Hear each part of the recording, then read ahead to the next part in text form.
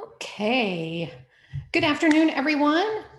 I have a little bit after 1 o'clock, so we're going to go ahead and get started. Our first presentation has actually been pre-recorded, and so I will get that going here in just a second. If those of you who are familiar with Zoom wouldn't mind giving me a thumbs up, letting me know that you can hear the audio okay, and that you can see the screen, that would be appreciated on my end, because those of you who have been in Zoom for a while know you kind of talk to the ether and you have no idea what's going on.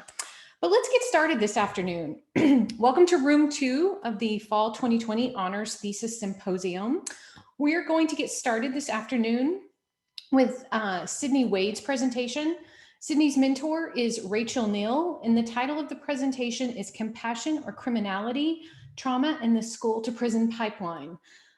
During the presentation, if you have questions that you would like me to ask, I'm happy to do that for you. Feel free to use the chat to do that.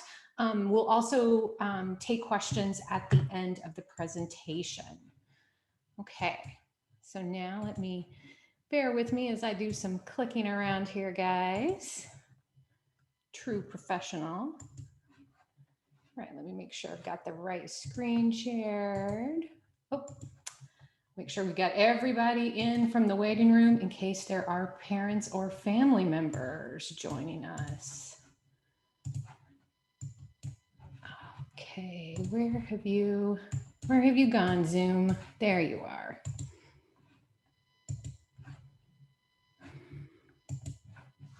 Okay.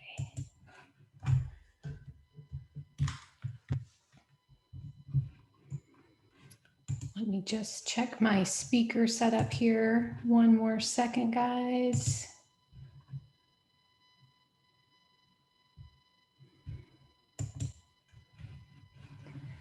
Okay. Hello, everyone. My name is Sydney Wade, and the topic of my literature review is the school to prison pipeline and how the disciplinary policies and practices disproportionately affect youth of color, students with disabilities, and those belonging to the LGBTQ+ community.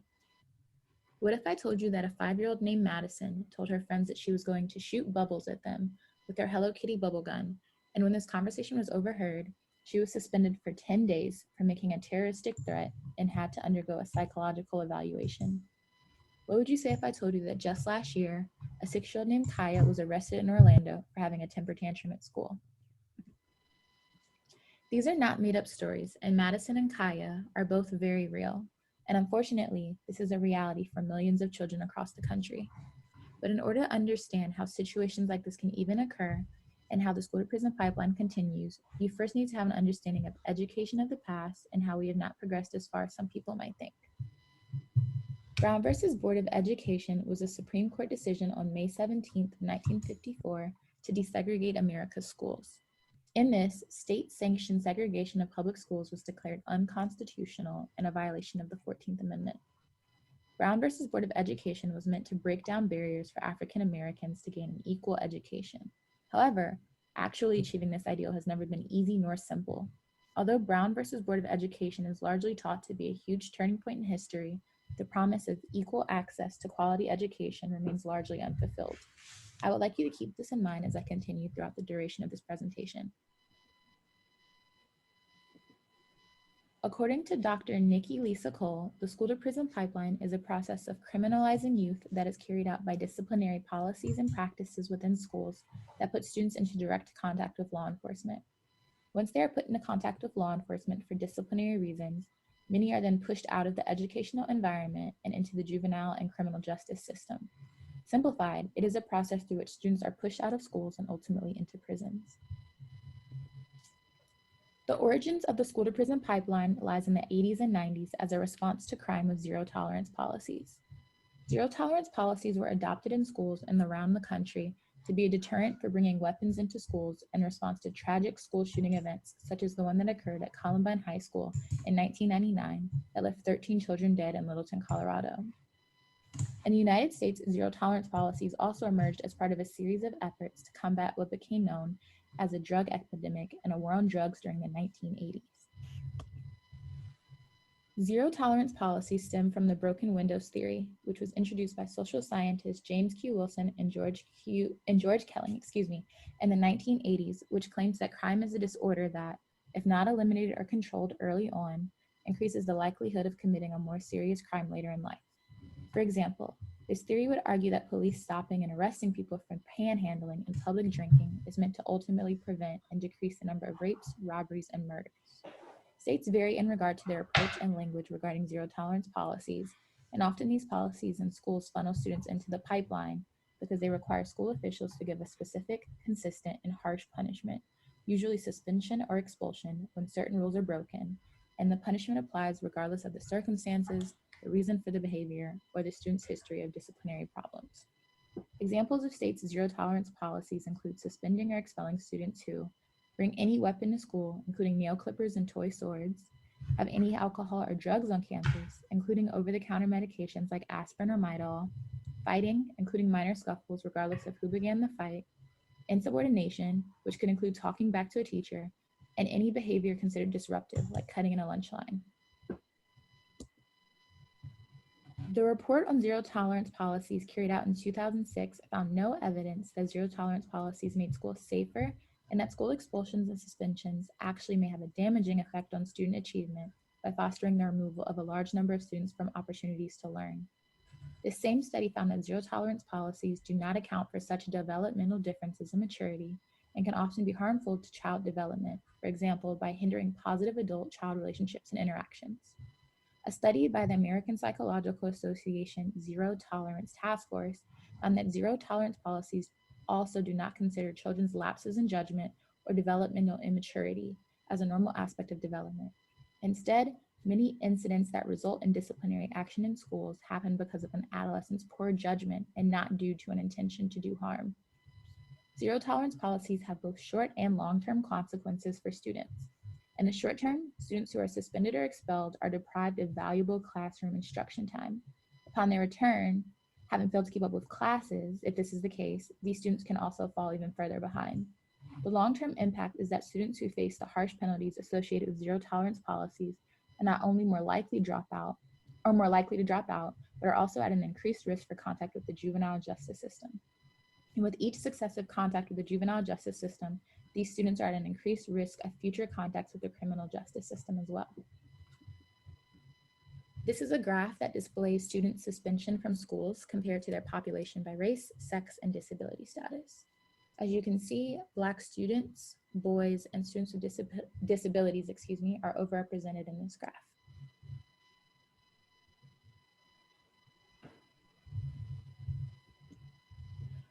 Although suspensions are down in comparison to earlier years, large gaps, more specifically by race and by special education status, still remain.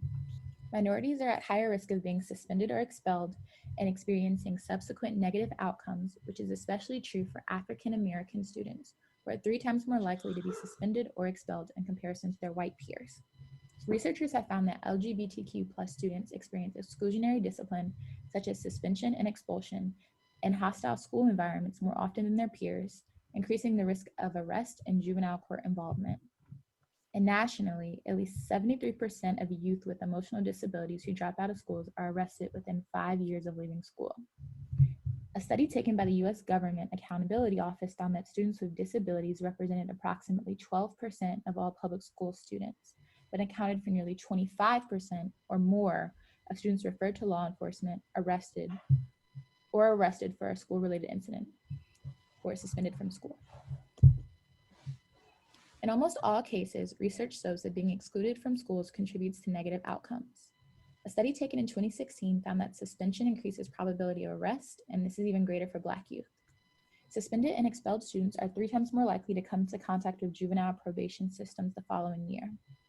A study by MIT economist Joseph Doyle in 2015 found that 40% of students who went into juvenile detention ended up in prison by the age of 25. And to bring it just a little bit closer to home, more than 80% of Texas adult prison inmates are also school dropouts. There are a few theories for why disproportionate discipline exists and how it continues to this day. Emerging research suggests that one major root of the disparities is implicit racial bias, which is unconscious attitudes about groups of people that influence our behavior and decision-making that can result in treating people as superior or inferior in ways that produce outcomes formed by our race.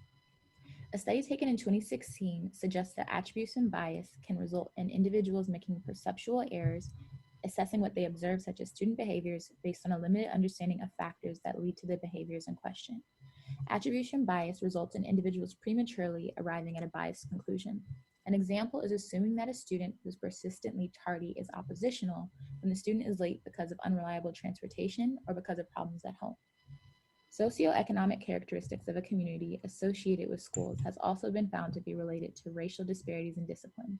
A 2015 study found that higher income neighborhoods experienced the fewest exclusionary discipline incidents, and lower income areas experienced the highest.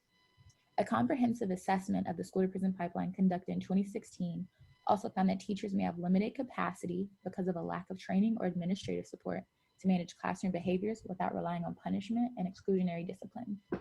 Another theory is that these disproportionalities could exist due to lack of diversity among educators. A study conducted in 2019 found that overall, there's consistent evidence that students tend to benefit from having teachers who look like them, especially non-white students. It has been almost 7 decades since the Supreme Court ruled in Brown versus Board of Education that segregation in public schools was unconstitutional. But modern policies intended to protect children at school have instead served to perpetuate segregation on a wider scale. Policies implemented in schools can put students at risk for dropping out of school and or entering the juvenile justice system. In a national longitudinal study, it was reported that youth with prior suspensions were 68% more likely to drop out of school. Research has also shown that entering the pipeline creates a gateway into the tangled web of mass incarceration. And to prevent this streamline of students into the juvenile justice system, schools need to reevaluate their zero tolerance policies by adding discretion and alternative forms of punishment. Some schools have explored restorative justice programs, which focus on forming relationships between teachers, students, and administrators, and giving students an opportunity to resolve problems by talking about them. School districts in the state of California have enacted suspension bans and programs that train educators on restorative justice practices. Suspension bans prohibit suspensions for nonviolent behaviors, such as coming to class late, for example, which has contributed to disproportionately high rates of suspensions for students of color. In restorative justice programs, school staff members engage students in alternative conflict resolution practices and reintegrate students who have been expelled, suspended, or otherwise excluded from school.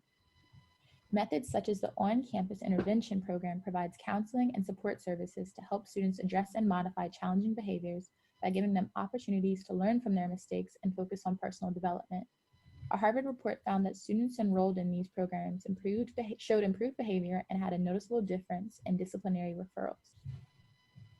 Consistency management and cooperative discipline programs are designed to improve the overall environment of inner-city schools by having teachers and students collaborate to set classroom rules. This program also focuses on rewarding positive behavior. Something else that has proven effective is increased training, specifically for teachers and staff to learn about the area and demographics of the students they'll be working with, which can be utilized in order to work towards ending the school to prison pipeline. Other schools have explored lessening the presence of school resource officers, which had a higher presence after the implementation of zero tolerance policies. Studies conducted in 2009 found that schools with more resource officers had higher arrest rates for subjective offenses, such as disorderly conduct, than other schools, which suggests that officers may be criminalizing normal adolescent misbehavior. With that said, eliminating the presence of school resource officers has also resulted in lower arrest rates, as you can see from the graph. Another fruitful avenue of research lies in how the coronavirus has and is currently impacting the school to prison pipeline. Data gathered since the coronavirus outbreak began has shown a drop in juvenile detention admissions between March and May. However, stories have also arisen during the pandemic that emphasize the need for reform, such as a 15-year-old girl in Michigan being incarcerated after a judge ruled that not completing all of her schoolwork violated her probation. All of this is so important because the school to prison pipeline directly or indirectly affects all of us, whether that be a friend, a classmate, a family member, a sibling, and so on. The first step to solving a problem is first bringing attention to that issue and then educating yourself, which is why it's so important to understand how the school to prison pipeline continues to this day. Thank you so much for your time. Hey. So I know Sydney is in the room with us. So if you would like to ask a question, again, you can either send it via the chat. Let me double check. Yes. Otherwise, if you guys would like to use the participant panel or simply unmute yourself and ask your questions, I'm sure Sydney would be happy to answer questions from anyone. Bear with me as I try and moderate. Yes, round of applause. Absolutely. Give folks just a second or two here, Sydney, to see if we get some questions. Got some great jobs coming in case you're not seeing those.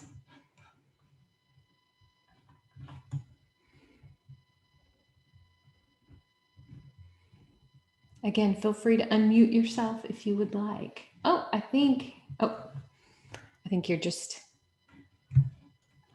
Hey, Sydney, you mind if I ask you a question? Yeah. Hey, I was curious, Sydney, in your research, what was the thing that surprised you the most and feels like, and if you were going to follow up, do some more research and you wanted to dig even deeper into one specific issue that you hadn't even heard about before in your research? And I'll take this offline. Hang up and listen. I think what surprised me the most, because I've been looking at information on the school to prison pipeline for some time now, is that the school to prison pipeline obviously isn't like a real thing. It's not something you can like visually see. It's more so like a concept, but a lot of schools don't necessarily acknowledge it. They don't say like, these are our school to prison guidelines. They say like, these are our disciplinary actions and this is how we handle certain things. But since coronavirus has started, schools have put out, and there has been information put out saying like, we need to stop the pipeline, which I just thought was very interesting because a lot of schools just don't necessarily acknowledge it. Like I said, it's described in like disciplinary practices, and it affects children in how schools decide to just discipline their students. But since coronavirus, information has been put out saying like, you should stop giving so many suspensions. You should stop doing things that I would argue you should probably do in general. But I guess it's just more so now due to the coronavirus pandemic. And then also just the fact that like what I mentioned at the end, there's still students that are getting in trouble. The girl that I mentioned, I think that was in around August, and she actually had to go to jail because she didn't finish her homework. So I just thought that was super interesting, very surprising. Great. Thanks, Chris, for your question. It's such a good answer. We'll give folks a few minutes to get their questions composed and in the chat, or please feel free to unmute yourself and ask Sydney directly.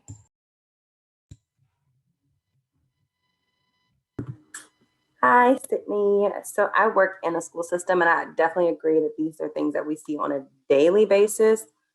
And so I think it was an interesting point that you made where, you know, it is something that it's not tangible. So a lot of people don't recognize it. What do you think it would take for like school administrators specifically to kind of really just recognize, okay, this is a thing, this is affecting, you know, marginalized communities the most? And so what do you think it would take for them to finally get it?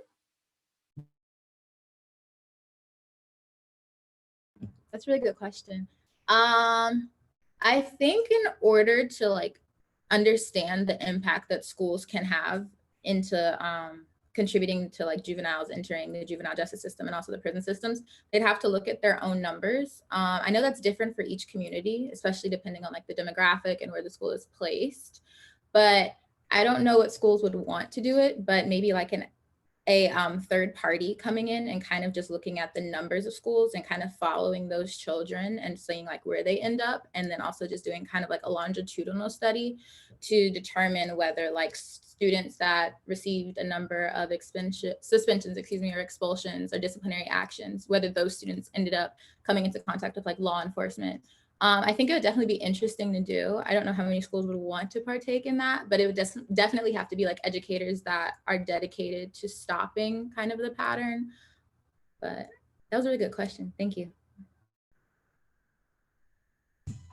We still have about 4 minutes, so we've got time for a couple more questions. I have another question, Sydney. I was really interested. I like that you paired the Columbine kind of hysteria connecting to zero tolerance policies. But what's really fascinating about zero tolerance policies in terms of the history is initially they were posited as like a fairer model. Because what happens in the past, like let's say I actually grew up in a small town and my dad was chief of police, right? Or if the principal's son or daughter gets in trouble, or the coach's son or his daughter, like there was always a difference between, if somebody could get out of some infraction, right? It was like who you knew, not what you did, right? Necessarily, you could argue. So initially, zero tolerance was posited if it was there was no leeway because then everybody would be treated the same.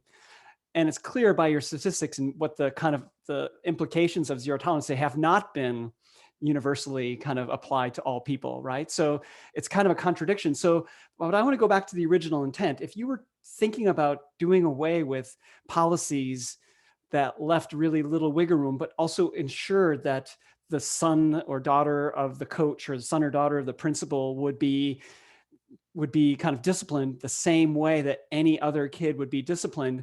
Have you thought about or come across any research about what to replace zero tolerances policies with that would be more transparent in terms of how people are adjudicated after an infraction? I saw a lot of research that spoke about instead of just giving a punishment, more so asking why the occurrence even happened. I think I listed it as an example, but like there was a case where there was a child that was like constantly coming to school late. And so they saw it as, oh, you don't care about school, versus the child didn't have reliable transportation. They just could not do it. And those were questions that weren't asked. And the child didn't say that because he felt like no one was listening. And so I think I would suggest, or what I've seen in research is just replacing kind of like punishments such as detentions and suspensions and expulsions with just kind of talking to the students, and replacing that with not necessarily therapy, but just other ways of being able to hear out like what is occurring in their life and what is going on. Because a lot of times when there was kind of that rehabilitative model, they saw improvement. I think, did I answer your question? Okay. And we have some questions coming in for you, Sydney. And one's fairly close to kind of what Chris was saying, but I want to see if there's anything you'd like to add. And the question is, are there any policies that you've seen in the research that you think more schools should be implementing? Similarly to kind of what I just answered, I think that they should definitely talk with students. I think that would start with having more counselors located in schools, and just people that aren't necessarily with the kids all the time in the room. I think it's great when teachers are able to speak with their students, but at the same time, if there is an issue with a teacher and student relationship, that's not necessarily going to get anywhere. And so I think definitely having like a third party, like a counselor, or just someone there to kind of hear the child out and help them kind of figure out what's going on. Because I know when you have like a 5-year-old kid or like a 3-year-old, they're not going to understand, oh, I'm acting out at home because this is happening. So just assistance with that, I think, would definitely be very helpful. Okay, got a couple more questions if you don't mind. So it is 1:25. The next session won't start till 1:30. So we have a few minutes. So I'd like you to answer these two if you don't mind. Is that okay, Sydney? Yeah, of course. Okay. So the next question was, are there things that parents and citizens in a community can do to call more attention to this problem? Are there organizations we should know about, or do you have any recommendations for our audience? Should they want to act on what you taught them today? I think it's just looking within your own communities, but also external communities. The zero tolerance policies primarily affect LGBTQ plus youth, students with disabilities, and minority communities. So if you aren't really in a community where you have a lot of that demographic, you might not see an issue. So I think it's definitely just looking at the numbers and looking at what other demographics are, and then just being very aware, understanding that like if there's a bunch of suspensions and expulsions happening in a school, that doesn't necessarily mean that there's bad students at the school, but instead like there needs to be other methods of discipline, or there's something occurring that is like making students act that way. It's not just happening for no reason. And restorative justice processes, yeah. And the final question that came through for you was, in your research, have you learned about any school or legal systems doing pilot programs for diversionary programs to avoid formal interactions with juvenile services? Anything come to mind? I know that in California, they have bans on their suspensions currently for certain infractions. And that is because I think if you get a certain number of suspensions, that can also lead to expulsion. And so they're trying to limit that. And then also they incorporate in more restorative justice programs where instead of just kind of like sending a kid to detention or making them go home, they have them actually speak with the educators and the staff involved so that they're kind of able to get down to like what is going on, what's happening. And I think there's also a usage of like therapy during this time, kind of, or just counseling so that they can just talk to someone that's not necessarily their teacher or like a school principal in order to just figure out like why the behavior is occurring and ways to stop if it is a negative behavior, or like just trying to figure out action steps versus an expulsion or a suspension. Yeah, one of your comments came in that said councils are key. So I like that you were able to go full circle there. So if you'd like to unmute yourselves, you're welcome to use the icons. I think we owe Sydney another great round of applause. Congratulations, such great work. Thank you so much. Absolutely, absolutely. Woo-hoo, great job. Good job. Thank you guys so much for being here. If you'd like to stick around, let me get the next